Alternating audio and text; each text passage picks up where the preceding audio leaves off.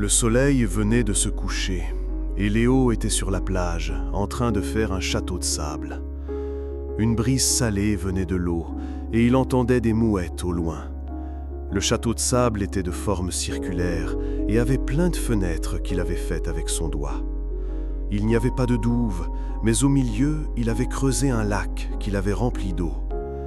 Il essayait de modeler le château d'après un qu'il avait vu en rêve, mais il était difficile de se souvenir des détails. Le calme du soir était agréable. Il pouvait écouter le bruit des vagues et se concentrer sur ce qu'il faisait. Il entendit un éclat de rire étouffé derrière lui et regarda vers la maison, d'où la lumière jaune débordait des fenêtres. Ses sœurs et ses cousins étaient à l'intérieur, jouant ensemble avant le souper. Léo était trop petit pour les rejoindre, du moins c'est ce qu'il lui disait. Ça ne le dérangeait pas. Il aimait jouer seul sur la plage. C'était mieux de jouer seul, car il pouvait laisser son imagination aller où il voulait. Du moins, c'est ce qu'il se disait. Il remarqua quelqu'un assis sur la balançoire du porche, face à l'eau. C'était Papy. Il ne regardait pas Léo, cependant. Il regardait le ciel. Léo suivit son regard et vit que les étoiles commençaient à apparaître. La pleine lune était suspendue au-dessus de l'eau comme un grand biscuit au sucre. Après une minute, Léo posa sa pelle et monta à la maison. Il s'assit à côté de son grand-père. Papy aimait aussi s'asseoir tranquillement la nuit, pensa-t-il. Il y avait une sorte d'expression solitaire et rêveuse sur le visage de Papy. Ses lunettes reflétaient le clair de lune.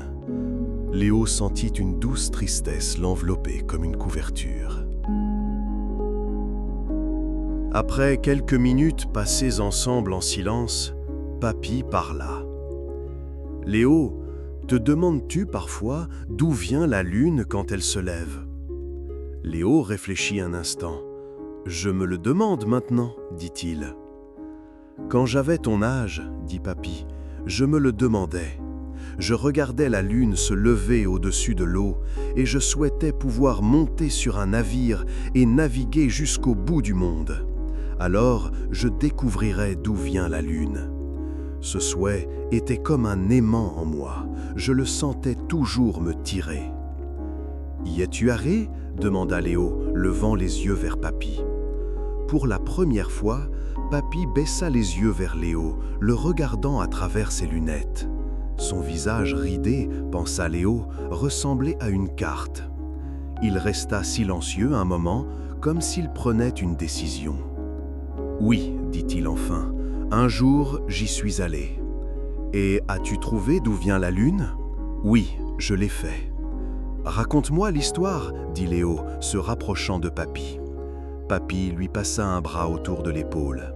Il poussa un profond soupir.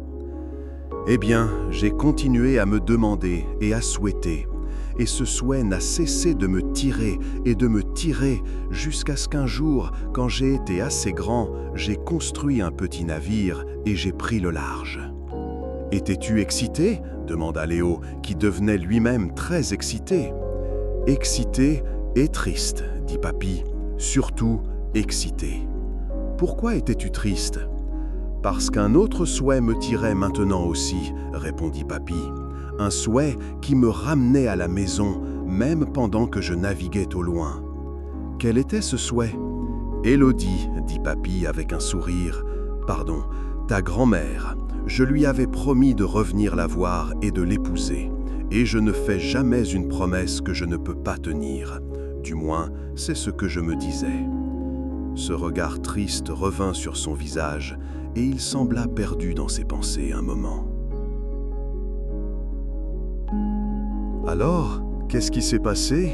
demanda Léo. « Es-tu arrivé au bout du monde ?»« Ce fut un très, très long voyage, » dit Papy. « Des jours et des nuits, et des jours et des nuits.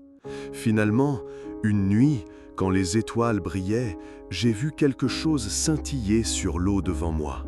En me rapprochant, j'ai vu que c'était une île. » Il secoua la tête, regardant l'eau. « Je ne peux pas te la décrire, Léo. C'était comme un endroit sorti d'un rêve. Il y avait une plage de sable blanc qui brillait comme si la lune l'éclairait. Sauf que la lune n'était pas encore levée. Mon navire ne fit aucun bruit en glissant sur la plage. Quand je suis descendu, j'ai senti le sable. Il était plus doux que tout ce que tu peux imaginer. Et au-delà de la plage, il y avait des arbres remplis de fleurs blanches qui brillaient comme le clair de lune. Le parfum de ces fleurs était si fort, si doux et presque musical. J'aimerais pouvoir mieux le décrire. C'est ce parfum qui m'a convaincu que je ne rêvais pas. Il rendait tout tellement plus réel. Papy soupira de nouveau. « Pourquoi a-t-il l'air si triste ?» se demanda Léo. Au bord des arbres, il y avait 2 hautes pierres, comme des piliers déchiquetés. Entre elles, un sentier serpentait à travers les arbres. J'ai suivi le sentier à travers la forêt de fleurs blanches. Ça a duré longtemps. C'était la forêt la plus magique. De partout, j'entendais des rossignols chanter doucement.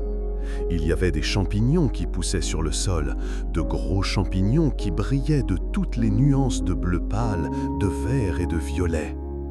Et quand je suis arrivé au bout, sais-tu ce que j'ai vu? « Quoi ?» dit Léo, essoufflé. « Un château !» dit Papy, un grand château brillant fait de pierres blanches en forme de cercle, assis sur une colline. Il était rempli de tourelles et de tours. La lumière venait de chaque fenêtre, les portes étaient ouvertes, et se tenant dans l'embrasure, il y avait une dame, ayant l'air de m'avoir attendu. « Une dame ?» souffla Léo. « À quoi ressemblait-elle ?»« Grande » répondit Papy. Des cheveux noirs qui lui tombaient presque aux genoux, avec une couronne de fleurs blanches sur la tête. Elle portait une longue robe faite d'un matériau argenté chatoyant.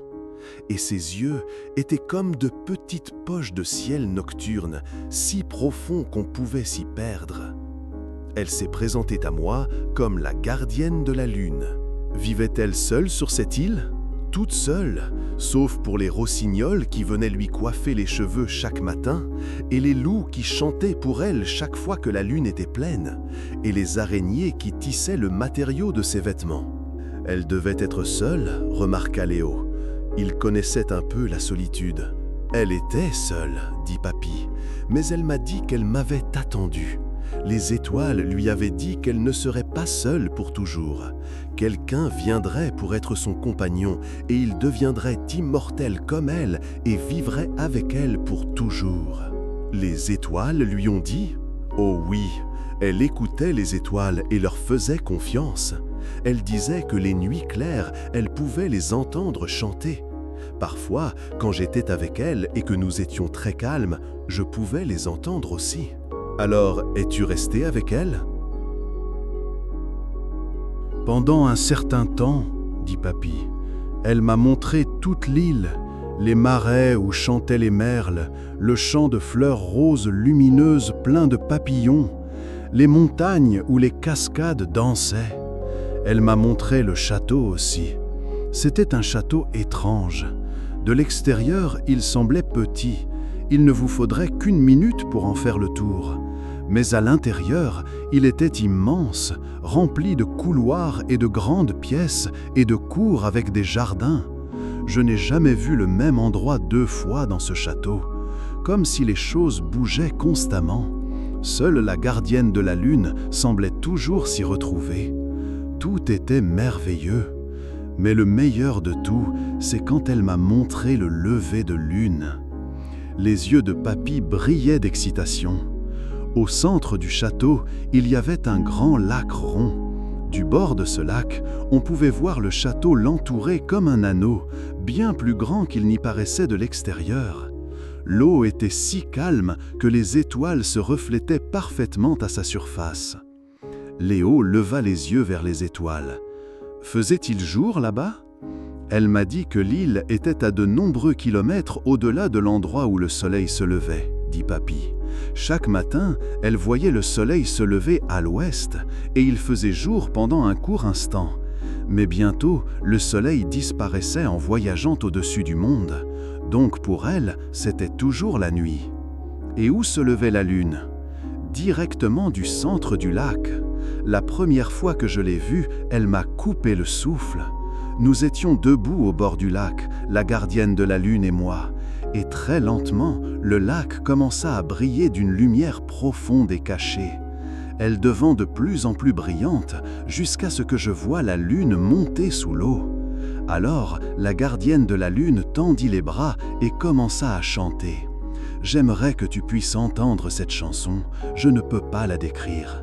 Et la lune sortit de l'eau, brillant plus fort que jamais au son de sa voix. Léo frissonna. « Waouh !» dit-il d'une voix feutrée, essayant de l'imaginer. La lune venait de dépasser le plein. Il y avait une fine bande d'ombre sur le côté droit. La gardienne de la lune bougea légèrement ses bras, et l'ombre avança un tout petit peu sur la lune. Puis elle leva les bras, et la lune s'envola, s'élevant dans le ciel, comme si elle ne pesait pas plus qu'un ballon. « Alors, c'est comme ça que la lune se lève ?» dit Léo. Papy poussa un soupir. « C'était beau, dit-il. Elle était belle. Tout était beau. Je n'ai jamais voulu partir. » Léo le regarda. « Mais tu es parti ?» « Je suis parti, à cause de la promesse que j'avais faite à Élodie. Cette promesse tirait toujours mon cœur vers la maison. La gardienne de la lune m'a supplié de rester, mais quand je lui ai parlé de la promesse, elle a compris. Elle m'a dit de rentrer le plus vite possible, mais je n'ai pas pu me résoudre à partir tout de suite. Je suis resté pendant un cycle lunaire, marchant avec la gardienne de la lune à travers les jardins et la forêt, écoutant les étoiles, regardant la lune se lever. Je voulais m'imprégner de la beauté de cet endroit autant que possible, afin de pouvoir toujours l'emporter avec moi. Ce fut mon erreur. Cela n'a fait que rendre le départ plus difficile.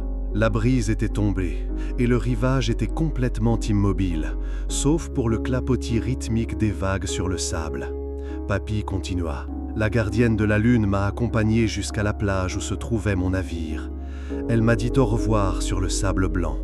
Je lui ai demandé si je pouvais l'embrasser. Elle n'a pas dit non, mais elle m'a averti. « Un baiser est une promesse, a-t-elle dit. Ne fais pas une promesse que tu ne peux pas tenir. » Alors tu l'as embrassée ? Oui, ce fut ma chute, tu vois. Je voulais la retenir, même si je devais partir. Je ne voulais pas la perdre complètement, même si je savais que partir était la bonne chose à faire. Je devais avoir quelque chose à quoi me raccrocher, alors je l'ai embrassée. Et quand je suis parti, elle semblait encore plus triste que jamais. Je la regardais en naviguant. Elle se tenait sur la plage, une silhouette blanche solitaire, toute désolée. Papy enleva ses lunettes et s'essuya les yeux. « Je ne devrais pas te raconter ça, dit-il. Tu es trop jeune pour entendre l'histoire d'amour triste de ton papy quand il était jeune et insensé. De toute façon, c'était il y a très, très longtemps. » Léo resta un moment dans ses pensées. « Grand-mère le sait-elle » demanda-t-il. « Je lui ai tout raconté, dit papy. Tout sauf le baiser. Je n'ai jamais été sûr si elle me croyait ou non. Elle a toujours été une femme sensée, terre à terre, ta grand-mère. Et j'ai toujours été un rêveur, plein d'histoires folles. Elle aime mes histoires, mais elle ne les croit pas toujours. Regrettes-tu d'être resté ? Jamais, dit Papy fermement. J'aime beaucoup trop Élodie. Nous avons été bénis avec de nombreuses bonnes et pleines années ensemble.